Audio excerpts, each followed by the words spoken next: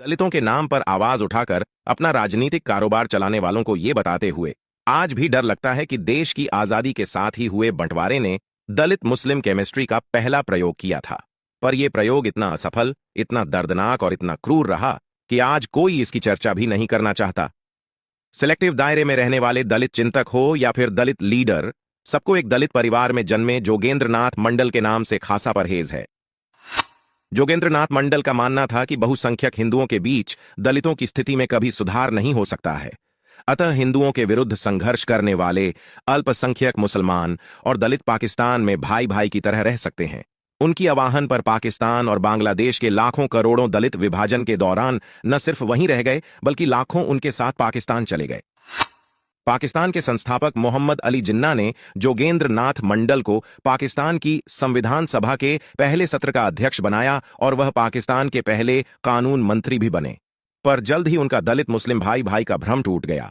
वे खुद तो 1950 में भागकर भारत आ गए, पर उनके बहकावे में आकर पाकिस्तान में रह गए लाखों करोड़ों दलित हिंदू बौद्ध आज इतिहास बन गए हैं।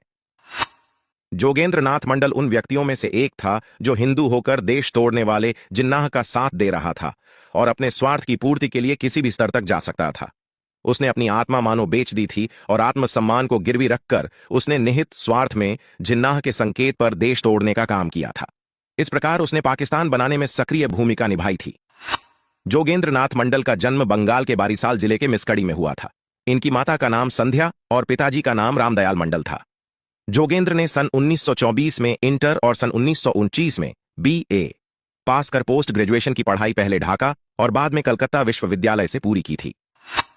मैकाले की अंग्रेजी शिक्षा पद्धति से उच्च शिक्षित होने के कारण वे भी भारत की महान सभ्यता, संस्कृति, हिंदू धर्म और हिंदू विरोधी बन गए थे। पहले वे कांग्रेस में रहे, फिर उन्हें लगा कांग्रेस सिर्फ उच्च हिंदुओं की पार्टी है, इसलिए वे मुस्लिम लीग से जुड़ गए और अपने हिंदू विरोधी मानसिकता के कारण जल्द ही मुस्लिम लीग के खास सदस्यों में से एक बन गए। जोगेंद्र नाथ नाम शूद्र समुदाय से संबंधित थे। मंडल आजादी से पहले दलितों के सबसे बड़े नेता कहे जाते थे। बाबा साहेब से भी बड़े दलित नेता इसीलिए कहा क्योंकि 1945-46 में जब संविधान निर्माण समिति के लिए चुनाव हुए तो बाबा साहेब बंबई से चुनाव हार गए। ऐसे में वे जोगेंद्र नाथ मंडल ही थे जिन्होंने बाबा साहेब को बंगाल के कोटे से जितवाया। 1946-47 में जब सोहरावर्दी पश्चिमी बंगाल का मुख्यमंत्री था और उसने सीधी कार्यवाही दिवस 16 अगस्त 1946 को मनवाया था, तब भी इस व्यक्ति ने सोहरावर्दी की सरकार को अपनी ओर से हर संभव सहायता जारी रखी हुई थी। यही कारण था कि जोगेंद्र नाथ मंडल की मुस्लिम परस्त नीतियों के कारण वह देश तोड़ने वाले जिन्नाह और उसके साथियों की दृष्टि में बहुत चरक गया था। मुस्लिम लीग नेताओं ने मंडल को लगातार ये आश्वासन दिया कि पाकिस्तान में दलित हिंदुओं को सामान्य से ज्यादा अधिकार होंगे। डायरेक्ट एक्शन डे के दिन हुए नरसंहार के बाद हिंदू नेताओं ने उनसे समर्थन वापस लेने को कहा, लेकिन उन्होंने समर्थन देना जारी रखा। उन्होंने दलित हिंदुओं को दंगों से अलग रहने को कहा। नोवाखाली में हुए डायरेक्ट एक्शन में हजारों हिंदू दलित मारे गए थे क्योंकि उन्होंने अपने बचाव की कोई व्यवस्था नहीं की थी। जोगेंद्र नाथ मंडल ने भारत विभाजन के वक्त अपने दलित अनुयायियों को पाकिस्तान के पक्ष में वोट करने का आदेश दिया था। अविभाजित भारत के पूर्वी बंगाल और सिलहट, आधुनिक बांग्लादेश में करीब 40% आबादी हिंदुओं की थी जिन्होंने पाकिस्तान के पक्ष में वोट किया और मुस्लिम लीग मंडल के सहयोग से भारत का एक बड़ा हिस्सा हासिल करने में सफल हुआ। अंत में बाबा साहब ने जोगेंद्र नाथ मंडल से किनारा कर लिया। वह भारत के कानून मंत्री बने। मंडल दलितों की एक बड़ी संख्या लेकर पाकिस्तान गए। जब जोगेंद्र नाथ मंडल दलित मुस्लिम केमिस्ट्री लेकर पाकिस्तान की तरफ चले, तब बाबा साहब ने उन्हें रोकने की पूरी कोशिश की। ये समझाने की कोशिश की कि कल का भारत कल के पाकिस्तान से हर हाल में बेहतर होगा, महफूज होगा, सर्वस्वीकार्य होगा और प्रोग्रेसिव होगा। पर मंडल मन बना चुके थे, लिहाजा तमाम दलित परिवारों के साथ वे पाकिस्तान जा बसे। पाकिस्तान का संविधान लिखा, वहां के पहले कानून मंत्री बने। यद्यपि मंडल महोदय नहीं समझ पाए कि उन्हें केवल राजनीतिक मोहरा बनाने के लिए ही यह लोग ऐसा कर रहे हैं। यह कुछ वैसा ही था जैसा कि आजकल ओवैसी जैसे लोग हमारे कई तथाकथित दलित नेताओं को अपनी गोद में लेने का नाटक करते हैं, पर वास्तव में उनके हिंदू होने के कारण भीतर ही भीतर उनसे घृणा का भाव भी रखते हैं। जिन्ना ने मंडल महोदय का मूर्ख बनाने के लिए और उसके कंधों पर अपनी राजनीतिक बंदूक रखकर दलित भाइयों पर सीधा निशाना साधने के उद्देश्य से अंतरिम सरकार के लिए जब 5 मंत्रियों का नाम दिया था तो उनमें एक नाम जोगेंद्र नाथ मंडल भी रहा, पर यह ओहदा कागजों तक ही सीमित रहा। शीघ्र ही मंडल महोदय को यह जानकारी हो गई कि उन्होंने भारत को छोड़कर और पाकिस्तान का साथ देकर बहुत बड़ी भूल की है, क्योंकि पाकिस्तान की मुस्लिम नौकरशाही को उनकी उपस्थिति से भी घृणा होती थी। मुस्लिम नौकरशाही नहीं चाहती थी कि उन्हें निर्देश देने वाला कोई उनके ऊपर हिंदू बैठा हो या कोई ऐसा व्यक्ति बैठा हो जो उनके धर्म ग्रंथ कुरान की मान्यताओं में विश्वास न रखकर किसी और धर्म ग्रंथ में विश्वास रखता हो। यही कारण था कि पाकिस्तान की मुस्लिम नौकरशाही मंडल को कदम कदम पर अपमानित करने लगी। उनका तिरस्कार होने लगा। दलित होने का दंश पहले से ज्यादा महसूस होने लगा। पर पाकिस्तान आने का फैसला उनका खुद का था, लिहाजा पाकिस्तान में तमाम तिरस्कार और भेदभाव सहते हुए भी वे खामोश रहे। बाद में जोगेंद्र नाथ मंडल को सत्ता के केंद्र बिंदु से दूर कर दिया गया। उनकी परिस्थिति एक सिंधी लोकोक्ति से बयां की जा सकती है, जिनिले मोआसी से कांदी ना थिया, जिसका सार यह है कि आप जिन लोगों के लिए मर जाते हैं वो आपकी शोक सभा में भी नहीं आते। परंतु अब मुस्लिम लीग को वैसे भी दलित मुस्लिम दोस्ती का ढोंग करने की जरूरत नहीं रह गई थी। उनके लिए हर गैर मुस्लिम काफिर है। पूर्वी पाकिस्तान में मंडल की अहमियत धीरे धीरे खत्म हो चुकी थी। दलित हिंदुओं पर अत्याचार शुरू हो चुके थे। 30% दलित हिंदू आबादी की जानमाल इज्जत खतरे में थी। संगठित आक्रामक समाज दलितों के धर्मांतरण पर तुल गया। दलितों को मिलने वाले सभी प्रकार के भत्ते बंद कर दिए। दलितों के मुसलमान किराएदारों ने दलितों को किराया देना बंद कर दिया। दलितों की लड़कियां मुसलमान आए दिन उठा के ले जाते। आए दिन दंगे होने लगे। दलितों के खिलाफ होने वाले अपराधों की फहरिस्त ठीक वैसी ही थी जैसी कि बंटवारे के वक्त हुई हिंसा के दौरान देखी गई थी। 10 फरवरी 1950 को ढाका में 10,000 हिंदुओं को सिर्फ इसलिए मार दिया गया था क्योंकि कुछ हिंदू विधायकों ने ढाका असेंबली से वॉकआउट कर दिया था।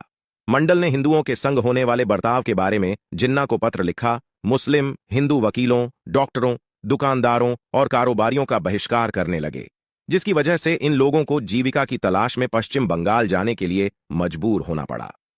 गैर मुस्लिमों के संग नौकरियों में अक्सर भेदभाव होता है। लोग हिंदुओं के साथ खानपान भी पसंद नहीं करते। पूर्वी बंगाल के हिंदुओं, दलित सवर्ण सभी के घरों को आधिकारिक प्रक्रिया पूरा किए बगैर कब्जा कर लिया गया और हिंदू मकान मालिकों को मुस्लिम किराएदारों ने किराया देना काफी पहले बंद कर दिया था। जोगेंद्र नाथ ने कार्यवाही हेतु बार बार चिट्ठियां लिखीं, पर इस्लामिक सरकार को न तो कुछ करना था न किया। आखिर उन्हें समझ में आ गया कि उन्होंने किस पर भरोसा करने की मूर्खता कर दी है। देश से जा चुके थे और अब धर्म जान बचाना उनके लिए चुनौती थी। खुलकर विरोध करने के चलते पाकिस्तानी उन्हें देशद्रोही मानने लगे थे। ऐसे में जान बचाने के लिए महज 3 साल बाद 1950 की एक रात जोगेंद्रनाथ मंडल एक खत छोड़कर वापस भारत लौट आए। उनके खत के एक एक शब्द में धोखा मिलने की पीड़ा थी, दलितों को इस्लामिक कट्टरपंथियों से न बचा पाने की वेदना थी और धोखा मिलने का अफसोस था। उन्होंने लिखा कि डायरेक्ट एक्शन मूवमेंट के दौरान हिंदुओं के साथ हुए बर्बर अत्याचार को अपनी आंखों से देखने के बावजूद मैंने पाकिस्तान जाने का फैसला लिया, लेकिन यह मेरी जिंदगी का सबसे गलत फैसला था। जोगेंद्रनाथ मंडल का इस्तीफा किसी भी दलित के लिए हॉरर मूवी से कम नहीं। अपमानित, उपेक्षित और मातृभूमि के प्रति किए गए द्रोह के कारण जोगेंद्रनाथ मंडल ने अब निर्णय लिया कि वह फिर अपनी उसी पवित्र मां भारतीय की गोद में लौट चले जिसके विरुद्ध उसने अक्षम्य अपराध किया था। फलस्वरूप 1950 में वह भारत लौट आया। भारत के पश्चिम बंगाल के बनगांव में वो गुमनामी की जिंदगी जीते रहे।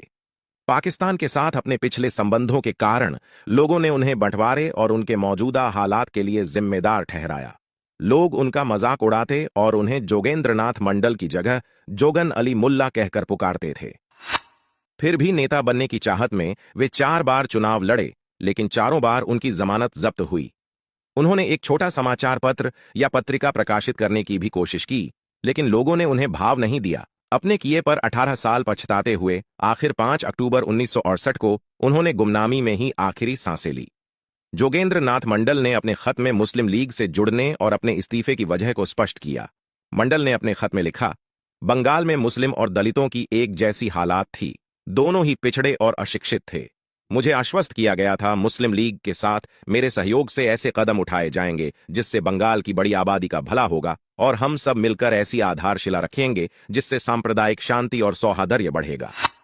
एक तरफ दलित मुस्लिम गठजोड़ के जनक मंडल का शर्मनाक अंत हुआ और दूसरी तरफ बाबा साहब भीमराव अंबेडकर को हैदराबाद निजाम और इस्लामिक संस्थानों ने मुसलमान बन जाने के लिए अरबों रुपयों तथा तमाम तरह के पदों का लालच दिया, लेकिन उन्होंने ठुकरा दिया। उनका कहना था कि हम इसी भारतीय भूमि से निकली हुई सनातन चेतना से जुड़े रहेंगे, राष्ट्र को काटने तोड़ने का काम बिल्कुल नहीं करेंगे। बाद में ईसाई मिशनरियों ने भी उनसे संपर्क किया और चाहते थे कि डॉक्टर अंबेडकर किसी भी तरह अनुयायियों के साथ ईसाई हो जाएं और उनका बेस मजबूत हो जाए। उन्होंने बड़ी कठोरता के साथ मिशनरियों को मना किया। प्रखर राष्ट्रवादी, इस्लाम कम्युनिस्टी मिशनरी विरोधी, सच्चे दलित नेता भारत रत्न बन इतिहास में अमर हो गए। मंडल की वजह से बंगाल का बड़ा हिस्सा बांग्लादेश तैयार हो गया। उस समय वहां पर मुस्लिम केवल 27% था। वह हिस्सा पूर्वी पाकिस्तान के रूप में पाकिस्तान बन जाने की वजह से हिंदू घटने लगा। 72.1% से घटकर 48% हुआ। 1971 आते आते 28% हुआ और आज वहां केवल 6.3% हिंदू बचा है। सभी दलितों को मार मूर कर मुसलमान बना लिया या भगा दिया।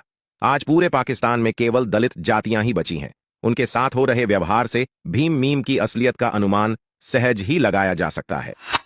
ध्यान रहे कि डॉ भीमराव अंबेडकर ने भी जोगेंद्रनाथ मंडल को पाकिस्तान न जाने से लाख बार मना किया था।